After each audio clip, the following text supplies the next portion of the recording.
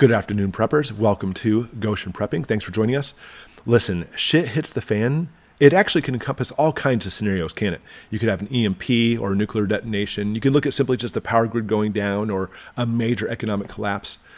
So it's very difficult to try to decipher what you should do because all the scenarios are different. But either way, I think we've actually narrowed it down to 5 things you should do immediately when shit hits the fan. Let's jump right into it. Number 1, get to your safe space, wherever that safe place may be. More than likely, it's your home. Now, I know some people automatically have a bug out location. Maybe they have a cabin in the woods. Of course, going there is important too. But let's go ahead and just say, for argument's sake, that you're not at home or you're not in your safe space. Maybe you're at work. Maybe you're out grocery shopping, etc. Getting some essentials on the way home would be advantageous, but don't depend on this at all. Now, I always tell my family and everybody to try to keep at least a quarter of a tank of gas in your car, just so your car doesn't get messed up, because grime and stuff gets in there. But for shit hits the fan scenarios, I would always make sure you stay well above a half a tank. Try to always keep gas in there because you want to be able to make it home and without depending on stopping for gas at the gas station or even actually stopping to get groceries. The biggest reason being is this. Let's say that the power grid's down. But let's say your gas station actually even has an emergency generator or your grocery store does. You're going to find this scenario is still not going to work as far as getting gas and groceries. Because if we're looking at a power grid down or an EMP or something like that, even if the grocery store and gas station is operational, the internet more than likely will not be. And we do not live, even just 10 years ago, where if the grocery store was out of power, they'd say, that's fine, just pay cash. A lot of times they won't do that anymore now. In fact, most places will not. They'll say, you know what, our machines are down. Even if you're paying cash, we can't actually register anymore. So sorry, the grocery store is closed. Sorry, the gas station's closed. So you have to be able to actually depend on everything set up ahead of time before that happens. And of course, if shit hits the fan, you don't know when that's going to happen. So always keeping enough gas in your car and actually enough groceries, obviously, in your stockpile at home is absolutely essential. Something else you might want to consider too is get a get-home bag. Now, in that bag, also greatly varies as far as your situation. Because if you're at work and you only work 2-minute walk from there, having a get-home bag in that situation may not be so essential. But having at least a bag with some food, some water in there, maybe even some protection, whatever the case may be, is not a bad idea, even if you actually live very close to home and you never travel very far. In Colorado, of course, we actually deal with a lot of snow. I had one of these bags in my car, got caught in a blizzard where I was there for practically 24 hours and people were stranded everywhere. Some guy even actually hiked and found me and I told him to get my truck with him. We actually had food and water. And it was, relatively speaking, not so catastrophic in our car, while other people's cars, they had no food and water, and even some of the cars were failing. So in this, when the shit hits the fan situation, it doesn't have to be long-term, but even short-term stuff, it's important to have those things, maybe even a blanket and such. We can actually talk about what you want in that bag in the future, but in the meantime, a quick Google search will show you a lot of the essentials you want to have in your get-home bag. Number 2, make contact with your community. Now, as soon as you get home, or maybe you already were home when it happened, you need to make connection or contact with your community, friends, family, and neighbors. And again, you can't depend on your cell phone. Okay, the power grid down will make it so the actual towers are not working. And having a CB radio or a ham radio would actually be advantageous, but understand if the government's causing the shit hits the fan, your ham radio may not work either. We can easily jam those frequencies, numerous frequencies, so you can't get messages out. Just have plans, but have backup plans too. But getting with your friends, family, neighbors, they don't necessarily have to be preppers in this situation. I mean, if they are, and you worked with them ahead of time and you guys are on the same wavelength as far as mindset goes, that's a great thing, obviously. But that doesn't always happen. Just do not let the cat out of the bag ahead of time that you're a prepper. Because when that does happen, and let's say your neighbor only has 10 cans of corned beef hash because they got it on sale at the store, and that's all the food they have, and it's going to last them, in their mind, 5 days, because they'll just gobble them right down, probably less than 5 days, mind you, and they know you're a prepper, they're coming to your house next.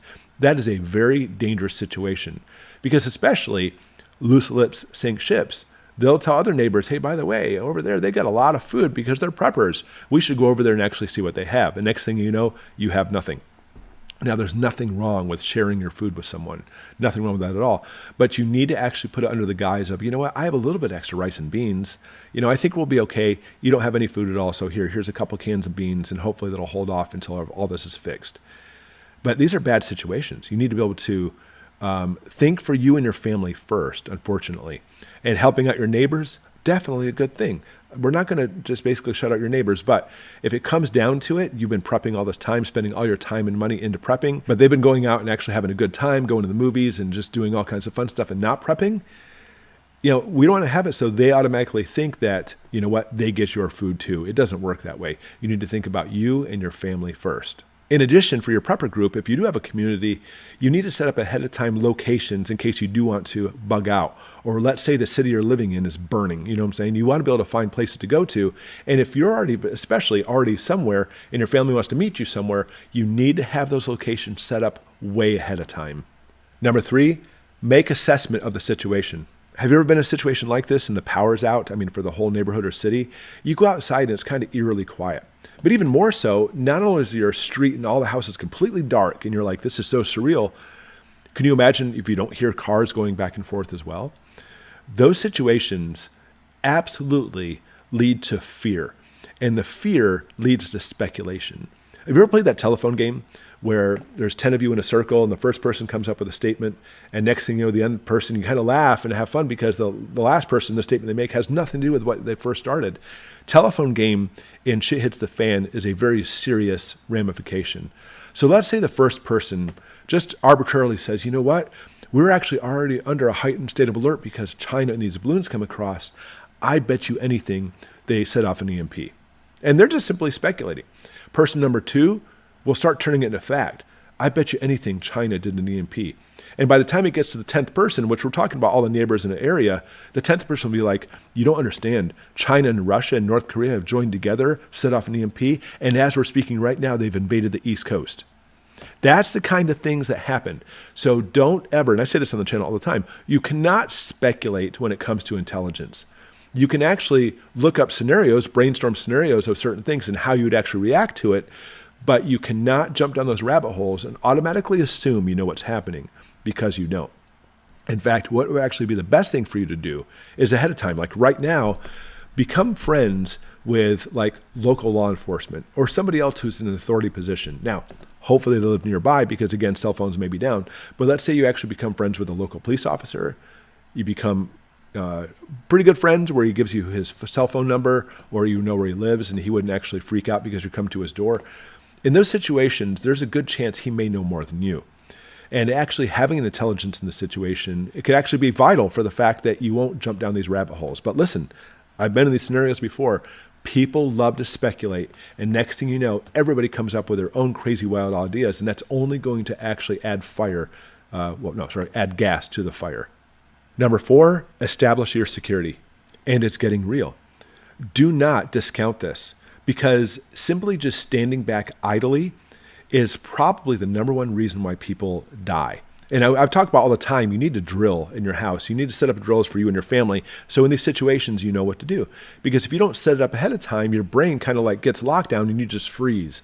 You don't want to do this. So the first thing you want to do is start going through different drills and scenarios immediately. You want to be able to obviously lock your doors, but how about barricade your doors? You want to be able to actually set it up so certain doors going in and out of the house, you may actually want to nail them shut or actually put things in front of doors so people can't get in. Or even just your neighborhood.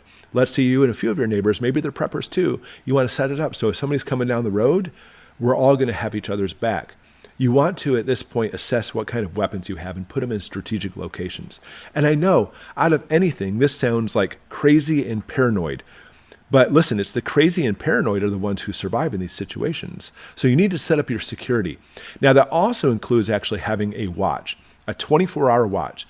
So let's say just in this scenario, it's you and 2 neighbors all work together setting up a 24-hour watch. You don't understand how vital this is. This literally will save your life because understand that if you're trying to get to some sleep and there is no 24-hour watch, you're not going to sleep at all.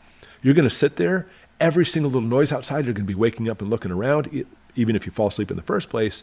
And once your sleep starts disappearing, it makes the stress and fatigue and everything catastrophically worse.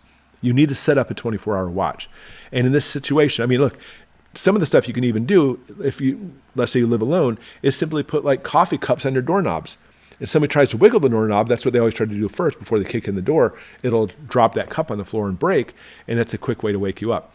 But if you can actually have people really on a watch, and you actually set it up so, hey, my watch tonight is from 2 a.m. till 8 a.m., and you rotate through, that while the rest of the people sleep, you can really work better in a community in this situation, because once the fatigue comes, you're in big trouble.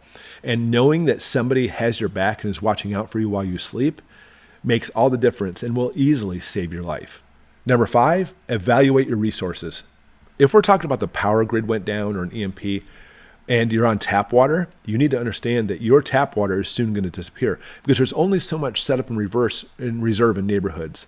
So immediately, first thing you do is fill up every single thing you possibly can with water. Your bathtub sinks. Maybe you actually have a jug in the fridge with a little bit of milk in it.